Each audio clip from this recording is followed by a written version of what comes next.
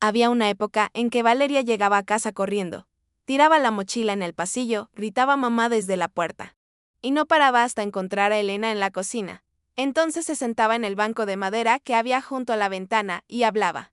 Hablaba de todo, del colegio, de sus amigas, de una canción que había escuchado ese día y que no podía sacarse de la cabeza. Cada tarde, el ritual se repetía con la puntualidad de las cosas que importan de verdad. Elena escuchaba todo. Cada palabra, cada historia, cada detalle que Valeria consideraba importante y que en ese momento lo era todo. Elena pelaba papas, revolvía la sopa, doblaba ropa. Pero nunca dejaba de escuchar. Porque escuchar era su manera de decir te quiero, sin usar esas palabras que a veces se sienten demasiado grandes para caber en una conversación ordinaria. Y Valeria, sin saberlo, guardaba esos momentos en algún lugar que no sabría nombrar hasta mucho más tarde. Esos años habían sido los mejores de Elena. No porque fueran perfectos, que no lo eran. El dinero nunca sobraba, el trabajo era duro. Las noches a veces largas, pero Valeria estaba ahí. Y mientras Valeria estaba ahí, todo tenía un orden, un centro. Una razón que hacía que cada mañana valiera la pena levantarse, aunque el cuerpo pidiera quedarse. Había noches en que Elena miraba el techo y pensaba que quizás esto era suficiente. Quizás esto era todo. Pero los hijos crecen. Es la verdad más antigua del mundo y también la más difícil de sostener cuando te toca vivirla. Valeria creció. Se hizo mujer con esa velocidad que tiene el tiempo cuando no quieres que avance. Y con los años. Las conversaciones en la cocina se fueron espaciando. La mochila ya no se tiraba en el pasillo. La puerta ya no se abría de golpe. Y Elena aprendió a amar también esa versión del tiempo. Aunque le costara más de lo que esperaba. Valeria tenía ahora 28 años. Vivía a 20 minutos de la casa de Elena. En un piso pequeño que compartía con una compañera de trabajo. 20 minutos que a veces parecían 20 horas. Llamaba los domingos cuando se acordaba. Venía a comer una vez al mes. A veces menos, siempre con prisa, siempre con el teléfono en la mano. Elena ponía música bajita para que la casa no sonara tan vacía, pero la música no llenaba las sillas. Elena no decía nada. Era su manera, la de siempre. La que había aprendido de su propia madre. No pidas lo que no te dan voluntariamente. No hagas sentir culpable a quien quieres. Aguanta. Espera. Quizás mañana llame. Quizás este domingo venga sin que tengas que pedírselo. Quizás. Y así pasaron los meses, cada uno igual al anterior, cada uno dejando un pozo pequeño y silencioso. El amor que no dice nada también pesa. También espera, también duele a su manera. Rosa, la amiga de Elena de toda la vida, la veía y lo entendía todo sin que Elena dijera una palabra. Rosa era de ese tipo de personas que leen lo que los demás esconden. Que ven el dolor en el ángulo de los hombros, en la manera de sostener una taza. En el silencio que dura un segundo más de lo normal. Rosa tenía ese don particular de las personas que han amado mucho y perdido algo, la capacidad de ver sin juzgar. Un día Rosa le preguntó directamente, ¿cuándo fue la última vez que hablaste de verdad con Valeria? No de cosas de todos los días, de verdad. Elena pensó más de lo que debería haber necesitado para responder esa pregunta. Y ese tiempo que tardó en responder ya era en sí mismo una respuesta. Había preguntas que respondidas a tiempo cambian todo. Esta era una de ellas. Y en ese tiempo de silencio, Elena ya tenía la respuesta que no quería pronunciar. Fue en octubre cuando Elena empezó a notar algo diferente. Valeria llamaba menos. Los mensajes eran más cortos, más secos. Sin esa textura de antes, aunque antes también hubieran sido escasos. Cuando Elena preguntaba ¿cómo estás?, Valeria respondía bien, con un punto final que cerraba la conversación antes de que pudiera empezar. Elena releía el mensaje una y otra vez, buscando algo que no estaba. Algo que Valeria no había puesto. Elena llamó un miércoles por la tarde. El teléfono sonó 5 veces y entró al buzón de voz. Llamó de nuevo el jueves. Lo mismo. El viernes, Valeria contestó al segundo tono. Con una voz que sonaba apresurada, un poco tensa.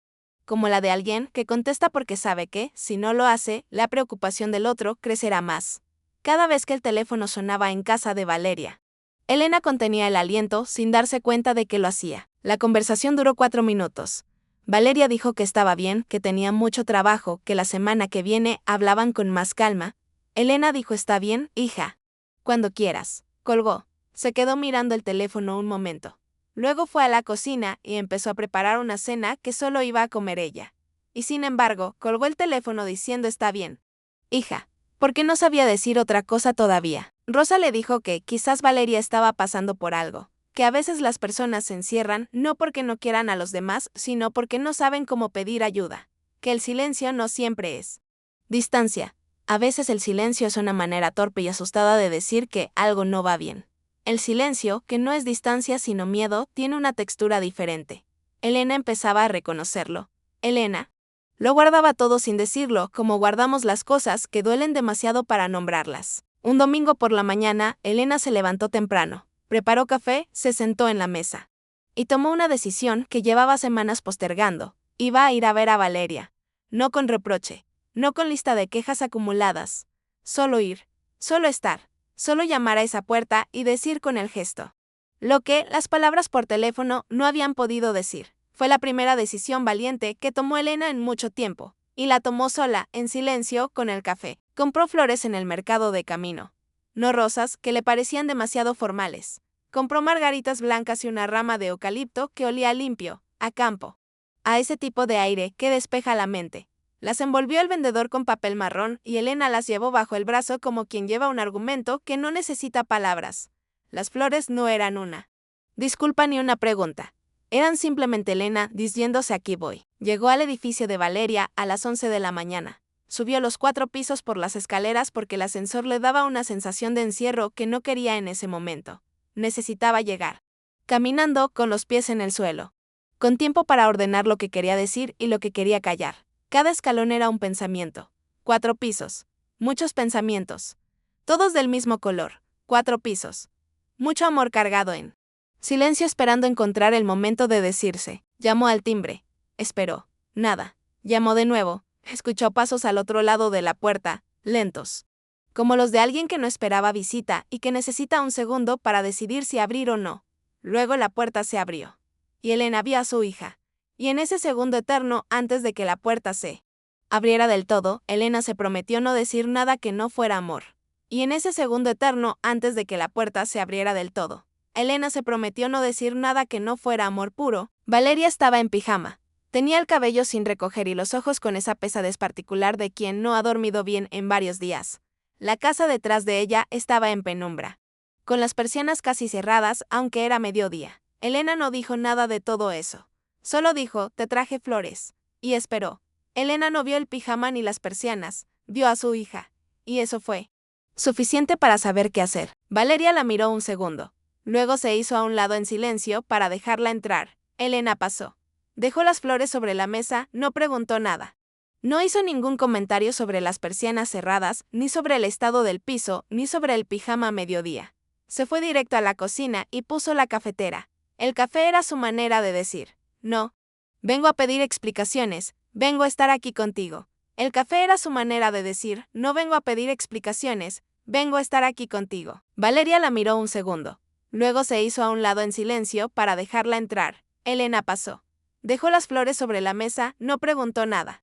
No hizo ningún comentario sobre las persianas cerradas, ni sobre el estado del piso, ni sobre el pijama a mediodía. Se fue directo a la cocina y puso la cafetera. El café era su manera de decir, no.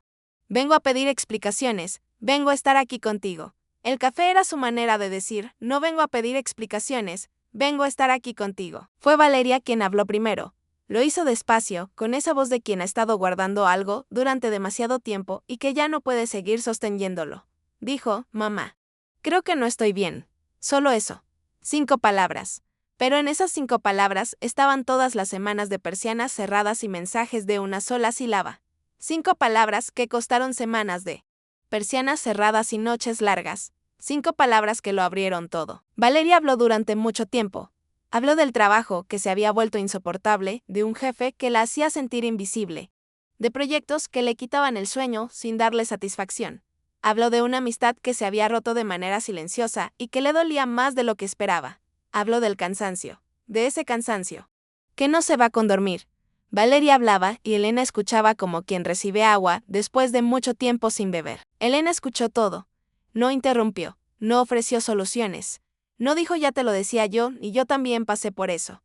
Solo escuchó con esa calidad de atención que es el regalo más difícil de dar y el más necesario de recibir. Dejó que cada palabra de Valeria encontrara el espacio que necesitaba para existir sin ser reducida ni corregida. Era el tipo de escucha que dice, lo que sientes es real. Y yo estoy aquí para sostenerlo contigo. Valeria dijo también que se había alejado porque no quería preocuparla, que sabía que Elena cargaba con sus propias cosas, que no quería ser una carga encima de todo lo demás. Lo dijo como quien cree que está siendo considerado y sin darse cuenta está siendo, en realidad, solo muy solitario. Valeria lo dijo creyendo que era un gesto de amor, y lo era, pero también era soledad disfrazada de consideración. Elena la miró un momento antes de responder. Luego dijo algo que no había planeado decir, que salió de ese lugar donde las madres guardan las verdades más importantes. Dijo, Valeria. Yo no estoy enojada contigo. Nunca lo he estado. Solo tengo miedo. Miedo de perderte sin darme cuenta. Miedo de que te vayas sin que yo haya podido estar ahí. No era un reproche.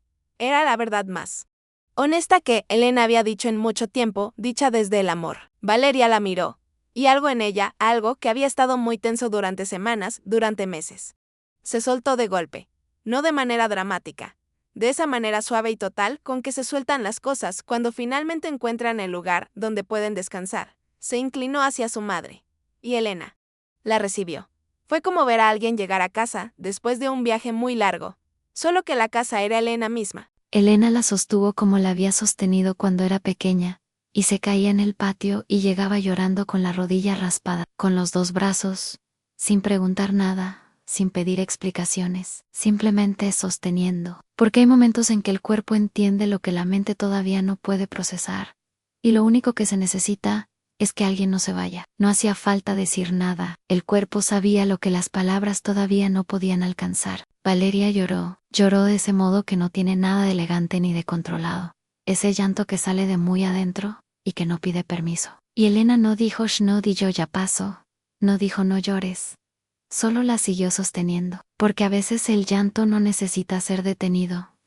Necesita ser acompañado. Hay llantos que curan precisamente porque nadie intenta detenerlos. Este era uno de ellos. Hay llantos que curan precisamente porque nadie intenta detenerlos, ni explicarlos, ni reducirlos. Afuera, el sol de octubre seguía haciendo su trabajo sin pedir permiso. La luz se filtraba por las rendijas de las persianas en líneas finas y doradas, que cruzaban el suelo del salón, como si el mundo intentara recordarles, con delicadeza, que seguía ahí esperándolas cuando estuvieran listas para volver a él. La luz no preguntaba si estaban listas, solo esperaba pacientemente en las rendijas. La luz no preguntaba si estaban listas, solo esperaba pacientemente en las rendijas, sin prisa. Esa noche, de vuelta en su casa, Elena llamó a Rosa Hahn, le contó todo, las persianas cerradas, el pijama a mediodía, las 5 palabras de Valeria, el abrazo. Rosa escuchó sin interrumpir. Cuando Elena terminó, hubo un silencio breve, y luego Rosa dijo, "He ist been in here". Hay madres que esperan a que los hijos vengan. Tú fuiste en Rosa, escuchó todo sin decir.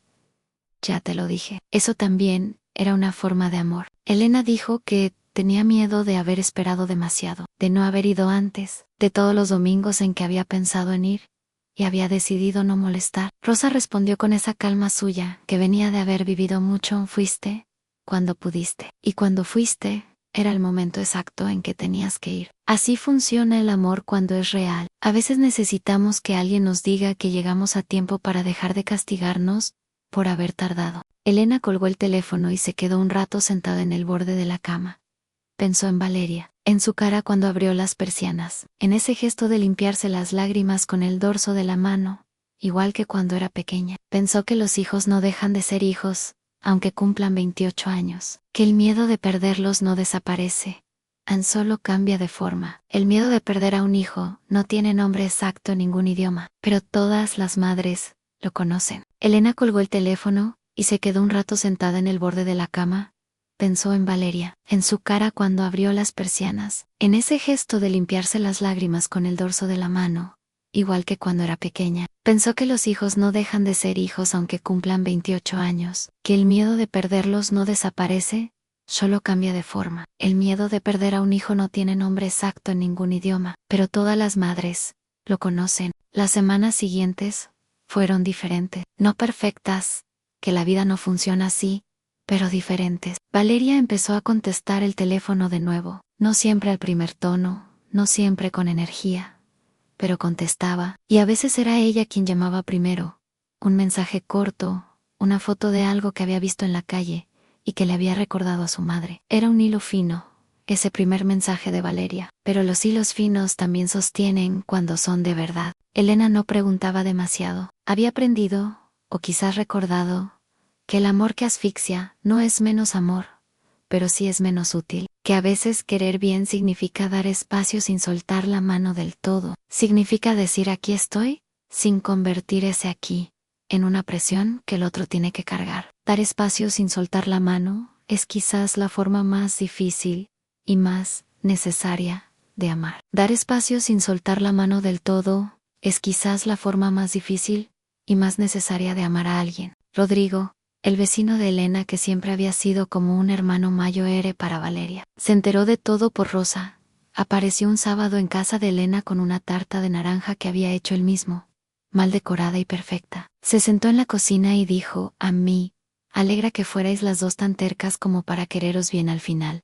Rodrigo tenía razón, las dos habían sido tercas, y gracias a eso, también habían llegado hasta aquí. Valeria vino a comer el siguiente domingo. Llegó sin prisa, sin el teléfono constantemente en la mano. Trajo una botella de vino que no era cara, pero que había elegido con cuidado, leyendo las etiquetas en la tienda durante 10 minutos, según le contó después, riendo. Se sentó en el banco de madera junto a la ventana de la cocina. El mismo banco de siempre. El banco de madera junto a la ventana guardaba todo lo que no se había dicho. Hoy también guardaría esto.